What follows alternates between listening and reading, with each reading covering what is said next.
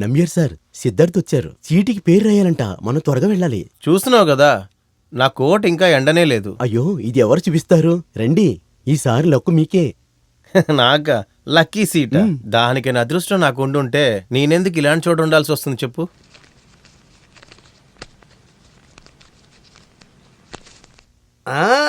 ఎవరు ఇంతకీ ఇంతకాలంగా ఇక్కడే ఉంటున్నాడు, కానీ ఇలాంటి దృశ్యాన్ని నేను ఎప్పుడు చూడలేదు. ఆ కోట్ ఇప్పుడు హాయిగా విశ్రాంతి తీసుకుంటుంది.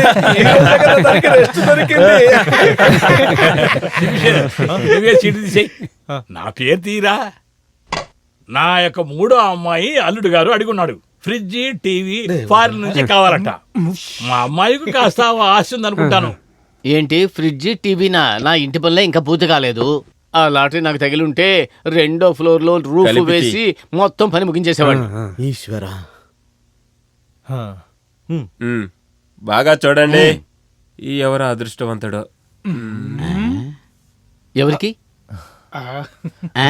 ముకుందానికి. నేనా?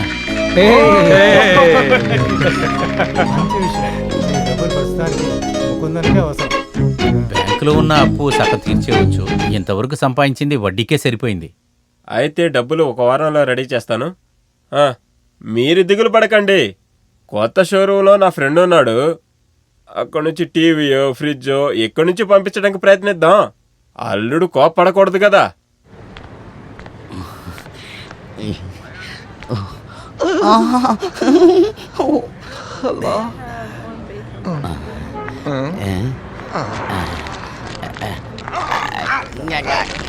ముకుందన్ ఏ కుందాం? Mukundan Mukundam going daily hotel room cleaning washing. Okay, next daily చీపురుతో రూమ్ అంతా కూడా చిమ్మింగ్ అట్లా చిమ్మింగ్. ఏ సమ్ము? ఓహో, అతనా పోయిన నెల లీవ్ పెట్టి వెళ్ళిపోయాడు. ముకుందన్ అయ్యో దేవుడా, ఇలా చూడమ్మా, ఏం చూస్తే అర్థం అవుతుంది. Mukundan going, Mukundan coming, you coming going. అయ్యయ్యో అమ్మయ్య, తప్పించుకున్నాను. మళ్ళీ ఫోన్ చేస్తాను, పెట్టేస్తున్నాను.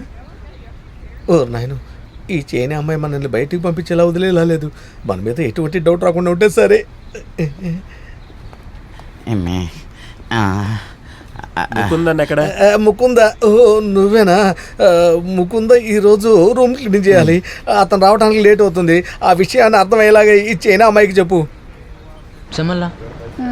我们家打电话说我妈妈生病了，我必须马上回去。可是我没有机票钱，过来看看木空蛋。ఆ ఫోన్ తీసుకుని ముకుందన్నకు ఫోన్ చేయండి.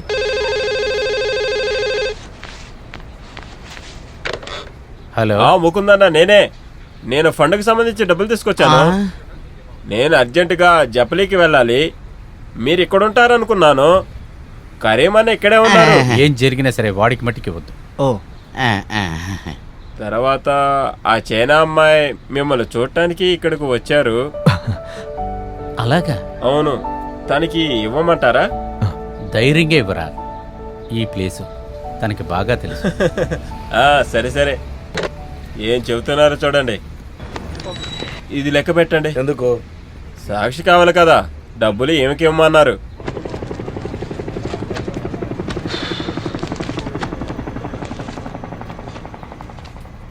$80,000. ఇదిగోండి, ఇది 2,000.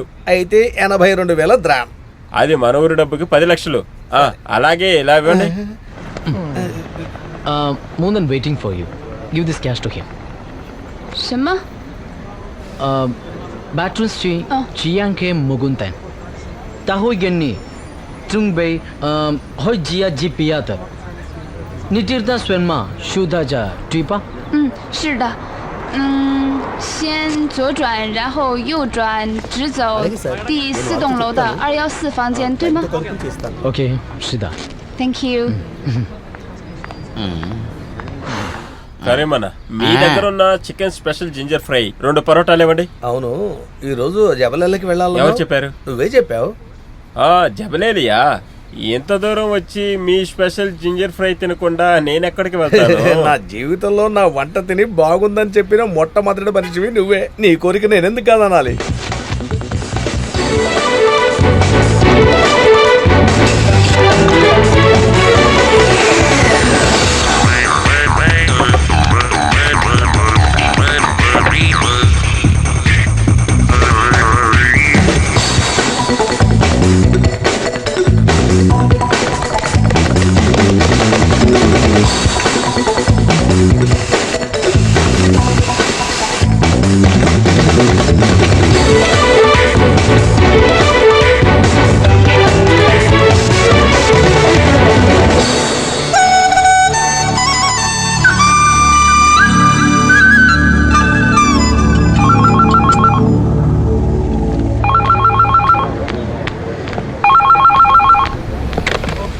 హలో,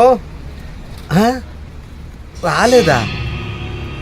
సిద్ధార్థ్ సిద్ధార్థ్ ఇక్కడే ఉన్నాడు. ముకుందన్, ఆ అమ్మాయి ఇంకా రాలేదట. ఆ? రాలేదా? ఊరి దేవుడా, నన్ను మోసం చేశాడా? తను ఎక్కడికి వెళ్ళింది? తను ఎప్పుడో ఊరికి వెళ్ళిపోయింది. ఊరికి వెళ్ళిపోయిందా? అవును, ఫ్లైట్ టేక్ ఆఫ్ అయి ఒక అరగంట అయింటుంది. ఏమైంది? ఏంటి ప్రాబ్లం? మోసం చేసింది. అన్నకి చీటీలో వచ్చిన డబ్బుని తను మోసం చేసి తీసుకువెళ్ళింది. తను అలా ఎప్పుడు చేయదు. నిజంగానా? తన మీద ఎందుకు చెప్తున్నారు? ధైర్యంగా తనకు డబ్బు ఇవ్వమన్నారు, నేను నమ్మిచ్చాను. ఆ సమయంలో కరీం అన్న సాక్షిగా ఉన్నారు. లేదంటే నేనేదో మోసం చేశాననేవాళ్ళు. ఉదయం ఇద్దరు కలిసే రూమ్ నుంచి బయలుదేరా. ఊరికి వెళ్ళడం గురించి అప్పుడేం చెప్పలేదు. 10 గంటల తర్వాత కాల్ చేసి డబ్బులు కావాలని అడిగింది. వెంటనే ఇవ్వడానికి నా దగ్గర డబ్బులు లేవు. కాసేపు తర్వాత ఎయిర్పోర్ట్ నుంచి కాల్ చేసినప్పుడు ఆ డబ్బులు దొరికాయి. నేను ఊరికి వెళ్తున్నానని చెప్పింది.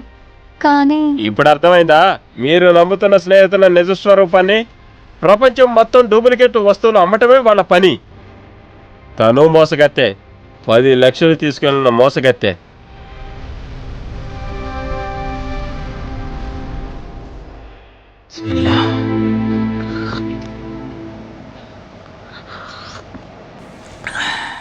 ఇప్పుడు కూడా ఊపిరి వదలడానికి మీకు కష్టంగా ఉందా? హాస్పిటల్కి వెళ్దామా?